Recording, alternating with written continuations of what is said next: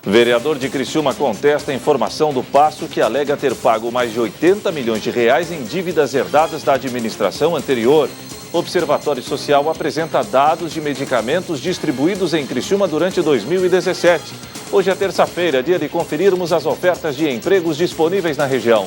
Secretaria de Educação de Sara confirma que adotará critérios para a escolha de alunos da rede municipal. Árvore do Mistério. No interior da Bahia, a árvore que espuma chama a atenção de autoridades ambientais. E no esporte, Tigre foca na vitória diante do Boa para garantir de vez permanência na Série B. As notícias de Criciúma e do sul de Santa Catarina você confere a partir de agora. No ar pela TV Primavera, Informe Região.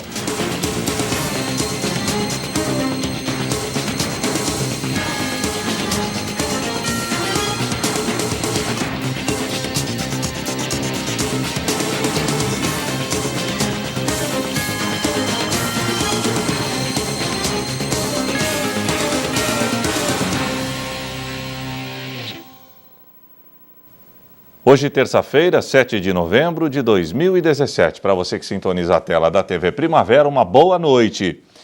Um vereador de Criciúma está contestando uma informação do Paço Municipal que alega ter pago mais de 80 milhões de reais em dívidas herdadas da administração anterior. A reportagem é de Fernando Choque. A Comissão de Fiscalização e Controle da Câmara de Vereadores de Criciúma apresentou na sessão de segunda-feira um relatório tratando do pagamento das dívidas da Prefeitura durante o segundo quadrimestre do ano. Os números defendidos pelos vereadores diferem dos divulgados pelo Executivo Municipal. São muitos dados, são números, né? A frieza dos números, elas não podem ser contestadas.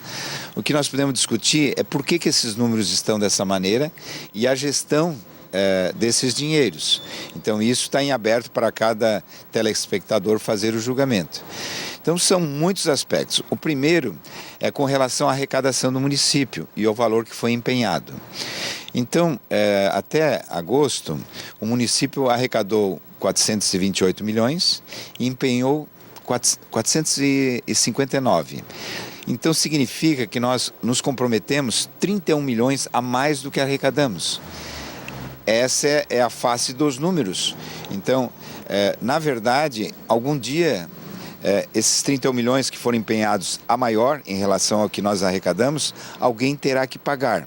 O que chama a atenção dos vereadores é o fato de que em alguns órgãos ligados à Prefeitura existe a previsão de sobra de dinheiro em caixa. Porém, isto não é visto com bons olhos pelos integrantes da comissão. A COSIP arrecadou, está com superávit de 1 milhão e cento e poucos reais. Então, nós não entendemos, porque isso é colocação de lâmpadas, é iluminação pública, é segurança. Como isso possa dar lucro? E para que ela está superavitária? Então, no último quadrimestre, aumentou o superávit da COSIP, mesmo pagando em torno de 400 mil de dívida do governo anterior. Tem muitas coisas que chamam a atenção, mas o fato de uma previsão de sobra de caixa. Inclusive, está publicado em jornal que o dinheiro estaria guardado. Nós avaliamos que deve sobrar no caixa da Prefeitura 30 milhões no final do ano. Em contrapartida, o documento afirma que a dívida da Prefeitura continua aumentando em outras áreas. Deveria ser explicado porque nesses 4 meses a dívida da Prefeitura com o Criciúma Prev aumenta 2 milhões ao mês. Onde nós vamos parar? Então essa gestão tem que ser explicada. O que está acontecendo? É um número assustador. De acordo com o vereador, este valor que pode sobrar em caixa poderia ser muito bem utilizado em outras áreas que carecem do apoio do poder público. É necessário 40 mil para tocar o banco de olhos? Por que não foi feito? É necessário 20 mil por mês para tocar a central de feridas? Por que não foi feito? É necessário tapar a cidade inteira que estava esburacada? Por que não foi feito? Então a opção de guardar para depois usar é uma decisão política. Então isso que nós precisamos discutir. O Observatório Social de Criciúma apresentou um levantamento quanto ao número de medicamentos que estão sendo distribuídos à população pela Prefeitura da cidade. Os números impressionam. O Observatório Social de Criciúma apresentou na tarde da última segunda-feira o relatório dos investimentos que a Prefeitura fez no sistema de saúde do município em 2016.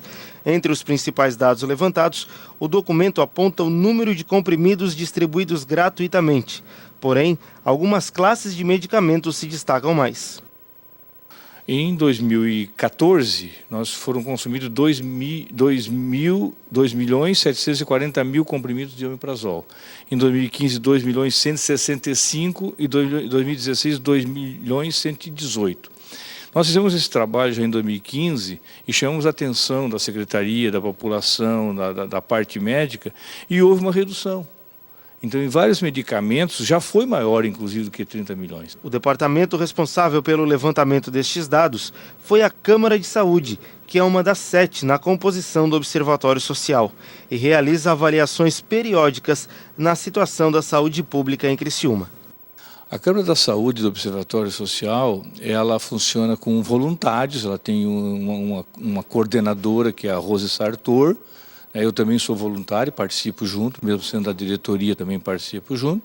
Temos alguns especialistas, outras pessoas especialistas assim, que entendem, são da área da saúde, e ela busca verificar aquilo que a gente acha que é mais importante na área da saúde. Por exemplo, nós no ano passado fizemos um levantamento em todos os postos de saúde. Foi feita uma visita, verificada a estrutura desses postos, as condições higiênicas, os gastos que são realizados, número de funcionários, atendimentos.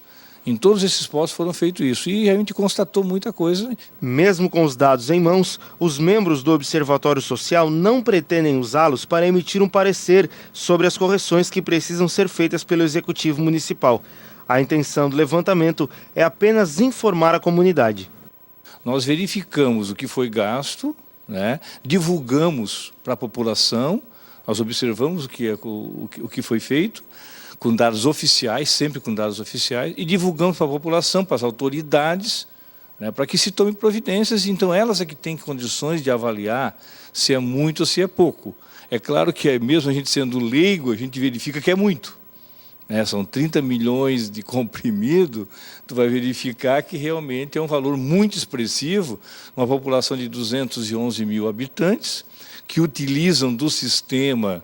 São praticamente, 50% usa o sistema, 60% que seja. A entidade também comparou o investimento de saúde feito por outras prefeituras do estado, onde o número de habitantes se compara ao de Criciúma. Em uma delas, o valor é menos da metade do praticado por aqui. Itajaí tem 212 mil habitantes e consumiu per capita em R$ 1.242. Chapecó tem 213 mil habitantes, consumiu 1.175, gastou, Esse consumo seria o gasto. Nós gastamos 1.142 com a população de 211 mil. E nos chamou muita atenção foi o fato de São José, um município com 239 mil habitantes, ele simplesmente gastar R$ 467, ou seja, 40% do valor que Criciúma e os outros municípios gastam. A seguir, Secretaria de Educação de Içara confirma que adotará critérios para a escolha de alunos da Rede Pública Municipal de Ensino.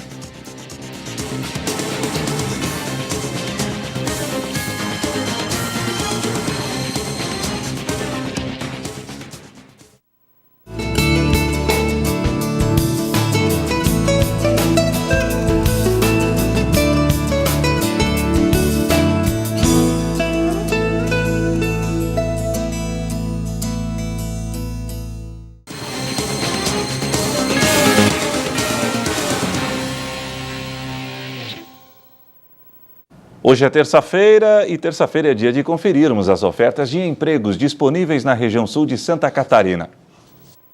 Vendedor externo de consórcio, vendedor, auxiliar administrativo, vendedora interna, gerente de loja, administrativo financeiro, auxiliar de dentista, vendedora por telefone, executivo de vendas, cortador, torneiro mecânico, vendas, vendedora de loja de acessórios, auxiliar de expedição, jovem aprendiz para almoxarifado, líder de produção, serviços gerais, higienizador, técnico em eletrônica, modelista, impressor, auxiliar de almoxarifado, operador de caixa, assistente administrativo, estoquista de veículos e peças, bacharel em direito ou advogado, empregada doméstica, auxiliar de laboratório, assistente de PCP, porteiro, repositor de lojas, embalador, costureira, assistente de marketing, consultor de carnes, motorista, professor de matemática. Interessados devem buscar mais informações através do site da Associação Industrial e Comercial de Criciúma, ASIC, www.asicri.com.br, ou ir diretamente à sede da instituição, Rua Ernesto Bianchini Góes, número 91, bairro Próspera. Um fenômeno registrado no interior da Bahia está intrigando autoridades ambientais. Uma árvore em uma fazenda está simplesmente espumando. No pequeno sítio de Seu Elmo, uma situação aparentemente atípica chamou sua atenção. Uma das árvores da propriedade começou a espumar bastante e gotejar água sem parar. Não sei se é normal, se é normal, eu não entendo bem o que é, né? Tem um pé de árvore, que é conhecido por ninho, e ele começou a chorar, assim. Eu não sei se é choro ou se é água que tem, eu não entendo bem, não é para me entender, né? Ele começou a chorar uma água, um tipo de um leite, como fosse borracha, né, de seringueira. Só que esse leite, a água é doce. Mas o que seria esse líquido esbranquiçado, espesso e com um leve cheiro de cebola que tem pingado sem parar dessa árvore? Conversamos com a doutora em Ciências Ambientais e Florestais para entender. O que está acontecendo lá no sítio de Seu Elmo, entendemos que é um conjunto de fatores que produziu esse extravasamento da seiva bruta que nós na ciência chamamos de exudado. Isso ocorreu por conta de estarmos vivendo um momento aqui na região de altas precipitações, o solo está encharcado e também a umidade está elevada, ou seja, a planta não está transpirando, produzindo, portanto, uma grande pressão dentro do xilema dessa seiva bruta. E ainda a gente tem que levar em consideração outro fator muito importante, que é a espécie que está ocorrendo esse fenômeno. Porque realmente as pessoas da região, o Seu Elmo e as pessoas, né, que estão vendo esse fenômeno, estão assim abismados e tem razão. Porque a gente pode olhar aqui no nosso entorno, que a gente está vendo diversas árvores que têm esse sistema de condução de água e sais minerais e a gente não está vendo esse extravasamento. E normalmente nós não vemos realmente. Todas as árvores têm, então, dentro de si esse líquido, só não vemos.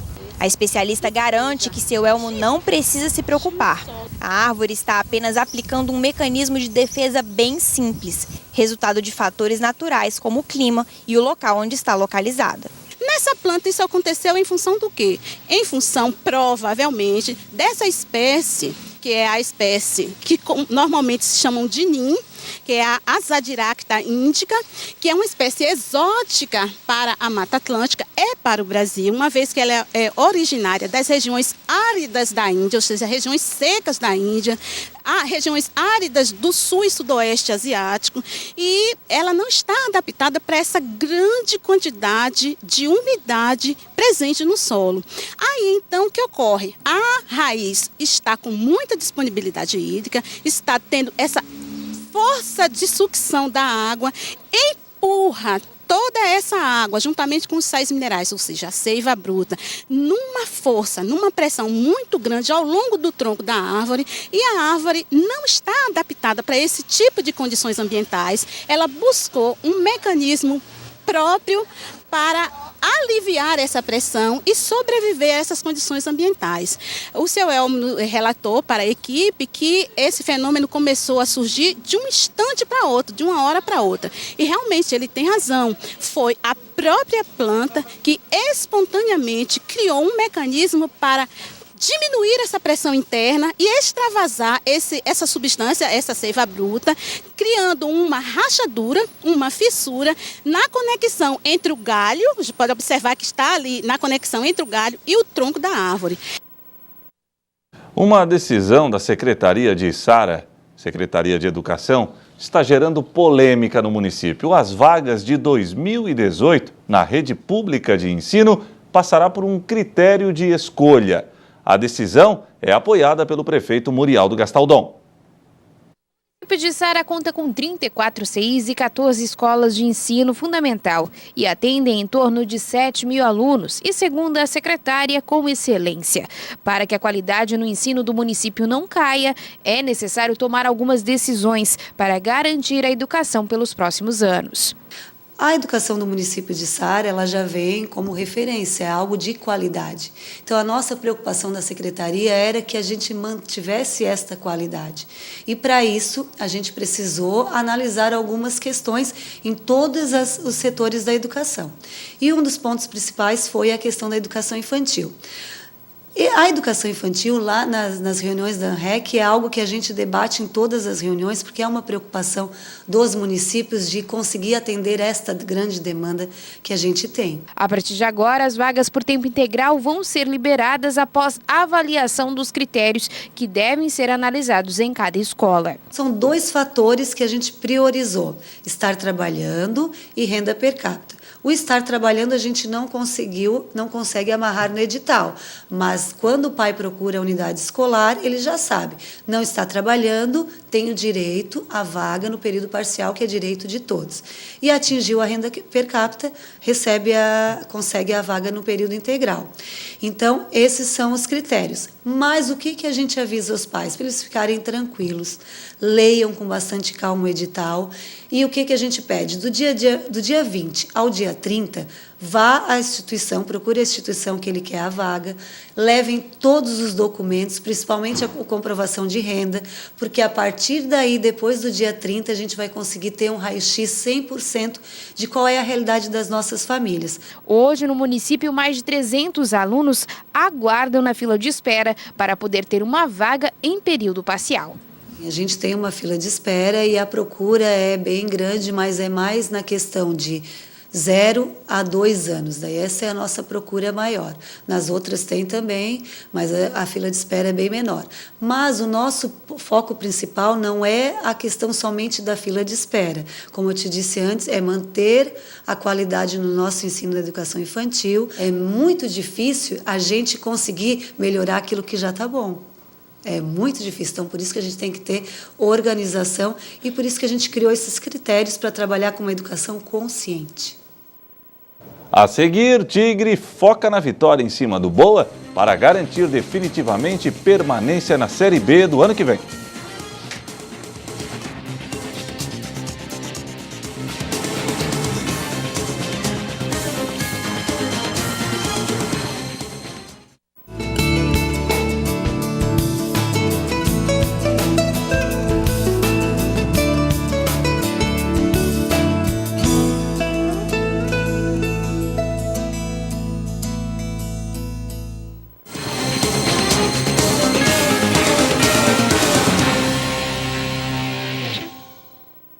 O Criciúma está em campo neste momento. Carvoeiro encara o Boa Esporte de Varginha, Minas Gerais. Uma vitória irá garantir de vez o Tigre na Série B do ano que vem.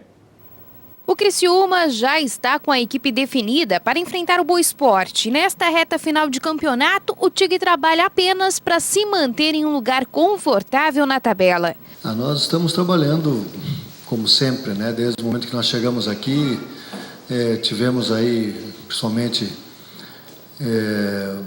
os últimos jogos abaixo, né? E em termos de pontuação, que a gente não conseguiu o que queríamos. No último jogo, já felizmente, estancamos as derrotas, conseguimos aí um ponto importante frente a uma equipe de qualidade, né, na casa deles. E para esse jogo, com certeza, muita dificuldade, né? O Boa vem de 2 jogos em casa, um empate e uma derrota. Está com 40 pontos também, brigando aí para chegar nesse número, né, para fugir de um rebaixamento. Então a gente sabe que precisa fazer um jogo de muita atenção, dentro daquilo que estamos treinando, que a gente já voltou a fazer novamente, principalmente esse último jogo, né, de ter uma atenção desde o começo do jogo. É dessa maneira que tem que ser. O comandante acredita que um dos motivos que afastou o tão sonhado acesso à Série A foi a falta de vitórias dentro do Majestoso. Com certeza, até porque fez uma campanha boa fora, né? E que se tivesse feito aí uma situação melhor, não diria nem que tivesse ganhado todos esses jogos, mas somado pontos aí em boa parte desses jogos, estaria aí numa situação brigando pelo acesso. Para o jogo desta noite, o time já está preparado para o duelo diante desse adversário que ainda está tentando se manter longe da zona de rebaixamento. Ela começou, né, na competição tendo alguns tropeços, depois firmou, fez várias vitórias, né, assim, vários jogos muito bons, somou muitos pontos, né, cresceu muito na tabela. E agora vem de 2 jogos em casa com dificuldade. Estava perdendo para o América por 2-0, conseguiu buscar um empate, né, e agora perdeu esse último jogo. Então, a gente sabe que as equipes da competição, nossa forte como é a Série B, e às vezes troca um atleta ou outro, é muito momento, né, de como perder o jogo, de um erro tático, um erro individual, e é isso que tem feito essa competição. Então a gente espera uma equipe de qualidade, uma equipe com uma boa estatura, né, tem jogadores de qualidade no meio, com atacantes de imposição.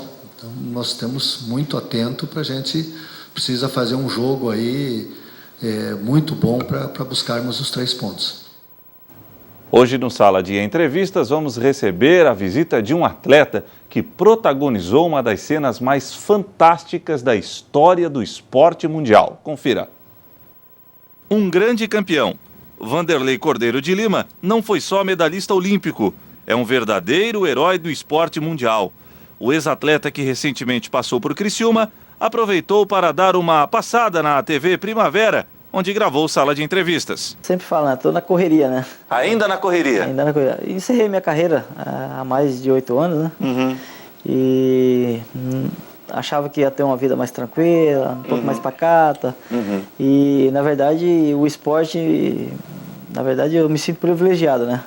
Fez com que a minha vida acelerasse cada vez mais, né? Uhum. Então, na verdade, eu acho que é um grande reconhecimento, né? Poder estar vivendo tudo aquilo que eu estou vivendo hoje. Agradeço tudo isso ao esporte. E poder promover, poder ser embaixador do esporte em todas as instâncias, sem dúvida, é algo que é muito gratificante para mim. O Sala de Entrevistas vai ao ar daqui a pouco, logo após o Informe Região. A reapresentação do programa será na quinta-feira, também logo após o Informe Região. Você acompanha a programação da TV Primavera de Criciúma através dos canais 12 no analógico e 12.1 no digital, via sistema de TV aberta. Assinantes da NET TV a cabo assistirão o Sala através do canal 13. Os da GVT, canal 12. Eu sou o Vanderlei Cordeiro de Lima e vou estar aqui terça-feira na TV Primavera.